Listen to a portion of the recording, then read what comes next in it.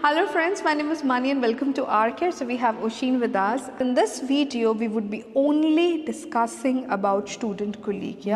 So how was the paper in Aufnahme? How you prepared it? How difficult was it? Which books you followed?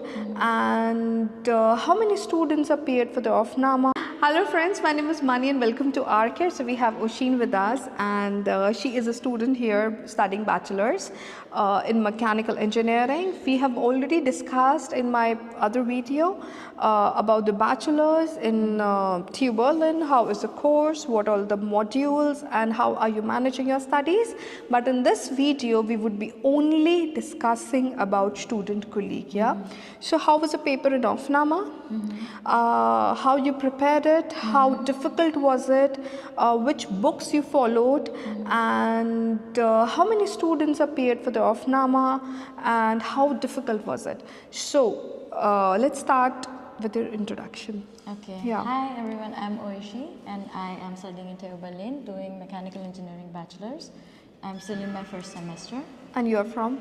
I'm from India.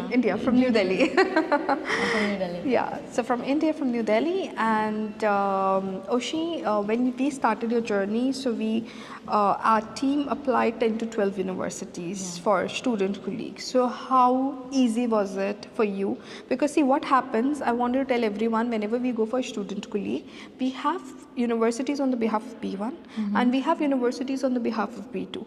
But Oshin already did C1, so she was eligible for all the universities. Now, when we apply for the visa, there are certain universities where we have the Aufnahme left and there are certain universities where we do not have the Aufnahme left, which is the entrance paper, right?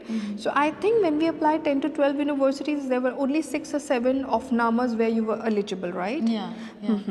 And out of those, the first Aufnahme was for TU Darmstadt. It was for FH Kiel. FH Kiel. So yes, you appeared for the FH Kiel also. That one too. Yeah, so how was the paper in FH Kiel?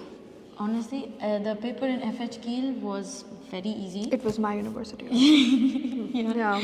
The paper in FH Kiel was, even the maths part and the German part, everything was way easier than what I faced in TU. Yeah, because it's on the behalf of B1. Okay, yeah, that's why. Yeah, that's why. And this is what I tell to all my students. If you're done with B2 and C9, the university where you have to appear on the behalf of B1, it's going to be easy. That is the reason I say, okay, it's 100% get an admission. That's not a problem.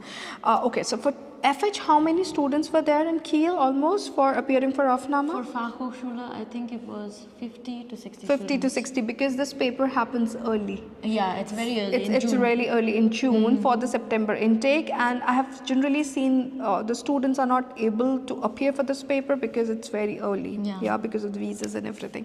Okay, so the second paper was TU Darmstadt. TU Darmstadt. How was the paper? How difficult? TU Darmstadt Studienkolleg paper, the maths part was a bit difficult. I would say like 1 or 2 questions were really difficult, and except for them 4 or 5 were a breeze. And the German was also a higher level than what I faced in FH. FH, yes, because it's on the behalf of B2. Yeah, okay. Yeah. And you cleared that paper, right? I Because cleared you that did your Studienkolleg from TU Darmstadt. How many students were there in TU Darmstadt, lump sum? Like the exam or the Studienkolleg? The students. The Studienkolleg. Students who appeared for the paper? Okay, the students, they were like 100 to 120 students who appeared for the paper. Okay. So see, I would not be discussing that how many students cleared, which country the student appeared for, because every semester this is different. So this is not important for us. It's important for us to understand how is the difficulty level, how we should prepare, and what roadmap we should follow, right? So I would be discussing at the end about the books, about the topics for mathematics and the topics for German language. I would be discussing at the end. Now, importantly, you appeared for the TUB also, right? Technical University of Berlin, which is sometimes a dream university for the people because it has a better ranking than IIT, I suppose. Yeah. So how was the paper? How was the paper for TUB? TU Berlin was also more difficult than Darmstadt actually. It is. So like instead of 2, there were 3 maths questions which were tougher. And German was like really tough. Really tough. I think German was the decisive part in the paper of TU Berlin.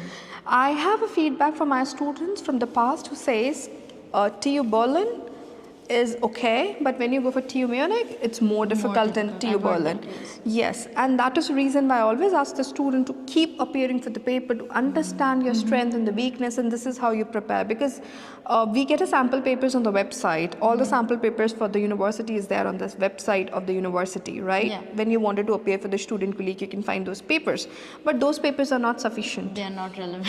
No, they are not. It's just to have an idea that how the exam appears, what all topics are there, that's it. So let's come to the mathematics part. So what all modules you covered? So for an example, it's integration, which is very common. Integration, differentiation, also basic matrix, and all was Probability, which is yes. very, very important. Yeah, probability question, there was, I think in every paper there was one probability It will be question. there, and what I ask my students to prepare the probability from 10th till 12th. So you take R.D. Sharma for all the topics, start from 10th till 12th. Yeah. So all the questions are thorough. So generally, I have the other video where I've described all the questions step by step. So they are like 10 to 12 mathematics topics, not 10 to 12, 6 to 7 topics, and if you're done with that, you're done with the paper. Yeah. But generally, one is probability, which you told me that, you know, all the paper, all All the of them had some question of some probability, questions. Then how was the differentiation, integration? yes. Differentiation and integration was, if you have done R.D. Sharma class 11th, I think it should be fine. It should be fine. I think that is not so difficult. It is the level of the physics. Yeah. The level of the physics will be there for the questions, what I've seen in my past. And what about matrix? Matrix was also easy. Matrix were the basic questions which I Yeah, had. it is generally on the behalf of 10th. Yeah. Yeah, algebra. Algebra was, I don't think it was a problem. The problem was usually in arithmetic questions. There were some questions which were not straightforward. In India, we're used to straightforward questions like Yeah. solve this and you get the answer. So how you prepared it? I just did R.D. Sharma and I just revised whatever we did in school for 10th, 11th and 12th and that was sufficient. That was sufficient. Now it is a question very important, which book you followed apart from R.D. Sharma for the German language. So for an example, you're done with the B1 and B2. So is there, you followed one more book, right? Because the type of questions which have been asked during the paper is very different altogether. Yeah, So yeah. which book generally the student should follow? So I followed Aspekte Neu for C1 and I think that's a really good book because for That is C1, just to learn German, yeah, just to learn German. but for Studienkolleg. It's in Studienkolleg we had like some questions which were fill in the blanks. Yeah. Right? So for that you need to have knowledge about how the flow of German is. So because I had done C1, it was okay for me to understand because there are similar questions in C1. But Aspect Neu, if you read go through the paragraphs there, I think it will help you. Okay, so it's very important to understand whenever you go for an Aufnahmeprüfung paper, your vocabulary should be really strong because if your vocab is strong, of course, everything is fine. They don't have a pattern like listening, speaking, reading, writing. That's not a pattern altogether.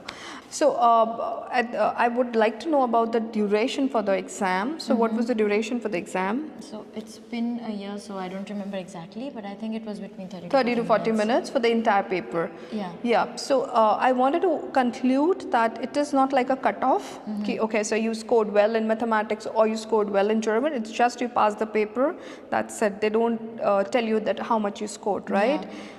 You get a number and once they release the results, you check with your number. If it's written that you have passed, that means you It's have passed, but there's no marks as such. There's also a thing called waiting list. Yeah, So there's a if waiting list. People don't accept, for example, TU Darmstadt and they choose TU Berlin, then the people who are in the waiting list will get a chance. Yes, will get a chance. So waiting list will be by the number wise. Yeah.